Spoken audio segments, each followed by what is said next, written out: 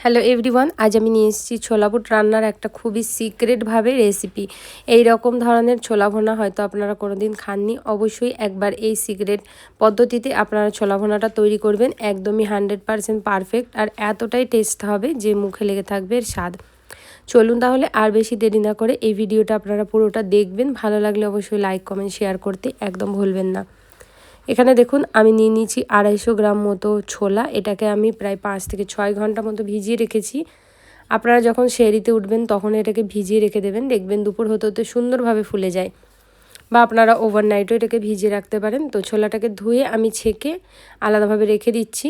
এবার অপর দিকে চলে যাব সরাসরি রান্নাটা তৈরি করার প্রসেসে। একটা কড়াইয়ের মধ্যে নিয়ে নেব হচ্ছে বেশ খানিকটা তেল, সরষের তেল ব্যবহার করেছি। তেলটা গরম হলে দিয়ে দেবো হচ্ছে 1 চামচ মতো গোটা জিরে, 2টো তেজপাতা ছোট্ট সাইজের, আর সাথে দেবো 2টো ছোট ছোট সাইজের দারুচিনির টুকরো, আর এর সাথে 2টো শুকনো লঙ্কা।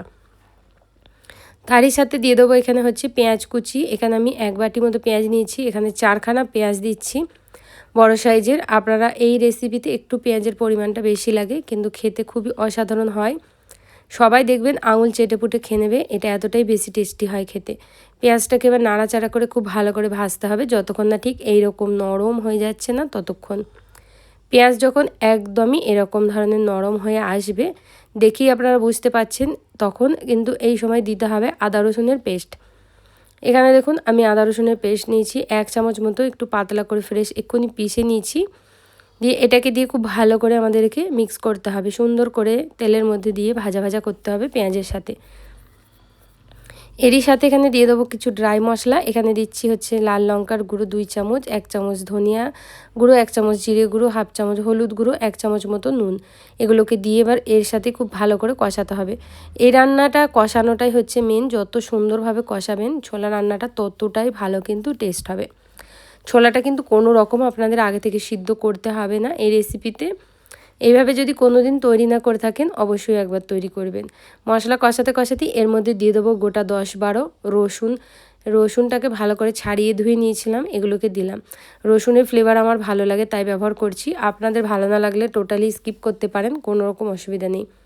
অল্প জল দিয়ে এবার খুব ভালো করে মশলাটা কষাতে হবে, সুন্দর করে মশলাটাকে কষিয়ে নিতে হবে।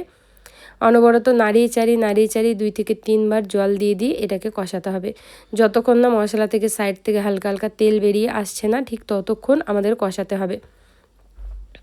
এখানে দেখুন 2 থেকে 3 বার আমি অল্প অল্প করে জল দিয়ে এই মশলাটা খুব ভালো করে কষিয়েছি। সাইড দিয়ে এখন দেখুন হালকা হালকা তেল দেখতে পাচ্ছেন আপনারা।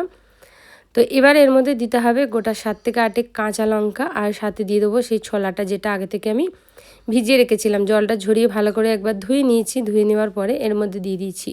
এবার মশলার সাথে ছোলাটা খুব ভালো করে আমাদেরকে মিশিয়ে নিতে হবে। মিশিয়ে নিয়ে 1 থেকে 1.5 মিনিট মতো এইভাবে মশলার সাথে কিন্তু হালকা হালকা ভাজা ভাজা করে নিতে হবে। যদি দেখেন যে মশলাটা একটু লেগে যাচ্ছে কড়াইয়ের গায়ে, তাহলে এখানে অল্প করে জল দিতে পারেন আপনারা। অল্প অল্প করে জল দিয়ে 1 থেকে 2 বার এইভাবেই এটাকে অনবরত নাড়িয়ে চাড়িয়ে 2 থেকে 3 মিনিট মতো কষিয়ে নিতে হবে সুন্দর করে।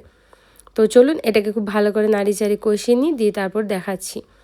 তো এখানে দেখুন ছোলাটা ভালো করে আমাদের কষানো হয়ে গেল। এবার কিন্তু এর মধ্যে আমি দিয়ে দেবো বেশ খানিকটা জল। এখানে হাফ গ্লাস মতো জল আমি প্রথমে দিয়ে দেবো। দেওয়া হয়ে গেলে এটা খুব ভালো করে একটু মিশিয়ে দেবো প্রথমে।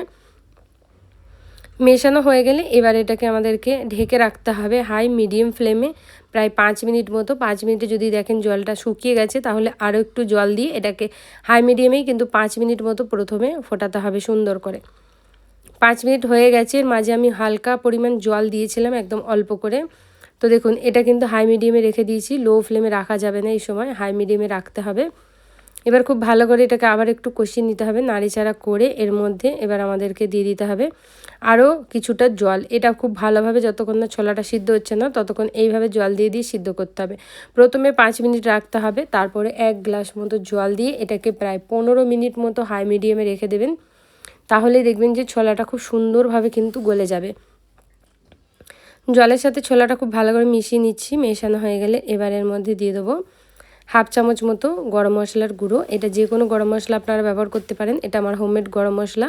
এটা দিলে স্বাদ দ্বিগুণ হয়ে যায়। আপনারা যদি এই রেসিপিটা না দেখে থাকেন অবশ্যই আমার চ্যানেলে গিয়ে বিরিয়ানি মশলা দেখবেন, একটা রেসিপি আছে, ওটা কিন্তু যে কোনো আপনারা তরকারিতেও ব্যবহার করতে পারবেন। 15 মিনিট হয়ে গেছে। দেখুন এখানে কত সুন্দর, এখনও কিন্তু অল্প জল আছে, যেহেতু হাই মিডিয়ামে রেখেছিলাম। এই সময় দেখতে হবে যে ছোলাটা গলেছে নাকি। যদি দেখেন আপনারা ছোলাটা গলেনি, তাহলে আরও 5 মিনিট মতো হাই মিডিয়ামে রেখে দেবেন, দেখবেন ছোলাটা গলে যাবে এরই মধ্যে কিন্তু খুব সুন্দরভাবে। তো এটাকে খুব ভালো করে এবার আমি নাড়িয়ে চাড়িয়ে নিলাম সুন্দর করে। এবার একটা ছোলা তুলে আপনাদের দেখায় যে ছোলাটা কত সুন্দরভাবে গলে গেছে। হাতে করে টিপলেই দেখতে পাবেন যে ছোলাটা সুন্দরভাবে কিন্তু গলে গেছে। এবার যখন ছোলাটা গলে যাবে তখন কিন্তু এর মধ্যে হালকা হালকা এখনও গ্রেভির জল আছে। এবার আমাদের গ্যাসটাকে পুরোপুরি হাই ফ্লেম করে দিই, এইভাবে অনবরত নাড়াচাড়া করে জলটাকে কিন্তু শুকিয়ে নিতে হবে। প্রায় 3 থেকে 4 মিনিট মতো টাইম লাগে এটাকে কিন্তু এইভাবে হাই ফ্লেম করে এরকম অনবরত নাড়াচাড়া করে শুকাতে। নাড়াচাড়া করতে করতেই দেখবেন এরকম হালকা কালারটা চেঞ্জ হয়ে যাবে। দেখুন কতটা সুন্দর লাগছে।